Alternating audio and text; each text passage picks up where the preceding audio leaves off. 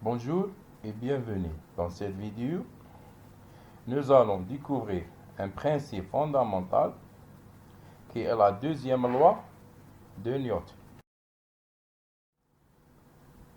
Aujourd'hui, notre objectif est simple et se décline en 3 points. D'abord, nous ferons un petit rappel sur la première loi de Newton. Puis, on découvre la relation entre force, masse et accélération. Enfin, on s'entraîne à résoudre des problèmes avec la deuxième loi.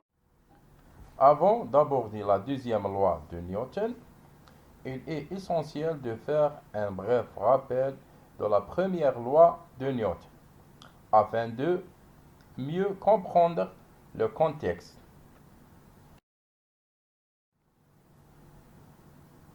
Imaginons qu'une personne pousse une caisse sur une surface parfaitement lisse, c'est-à-dire sans aucun frottement.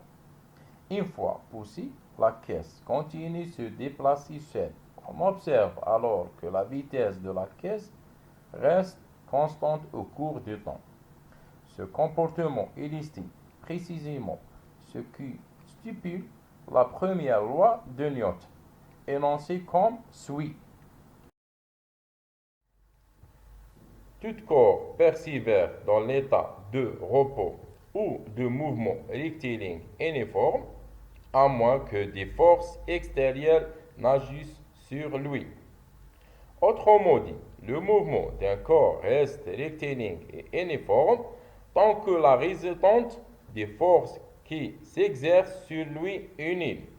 Mais que se passe-t-il si la somme des forces n'est plus nulle? Autrement dit, si des forces agissent sur le corps et modifient son état de mouvement. Dans ce cas, nous faisons appel à la deuxième loi de Newton qui décrit précisément.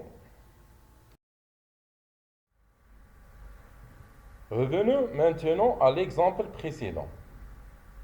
La caisse poursuit son mouvement sur une surface lisse. Mais soudain, la nature du sol change et devient rigoureuse, ce qui signifie que la force de frottement commence à agir sur le corps. Dans ce cas, on observe que la vitesse de la caisse n'est plus constante, mais change avec le temps.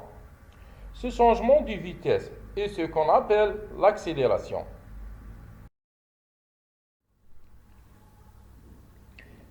C'est précisément ce que décrit la deuxième loi de Newton, formulée comme suit.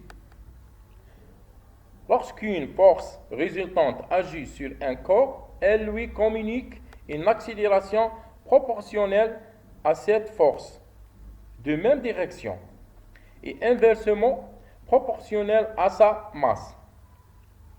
Sur le plan mathématique, cette loi s'écrit: la somme des forces égale ma. F, c'est la force, m, c'est la masse du corps, a, c'est l'accélération. Cette relation est fondamentale pour comprendre comment le mouvement d'un objet est influencé par les forces qui s'exercent sur lui. Application de la deuxième loi de Newton. Considérons une boîte de masse 50 kg se déplaçant en ligne droite sur une surface rigoureuse. Cette rigidité engendre une force de frottement opposée au mouvement, d'intensité 35 newtons. Nous allons appliquer la deuxième loi de Newton afin de déterminer l'accélération de la boîte le long de sa trajectoire.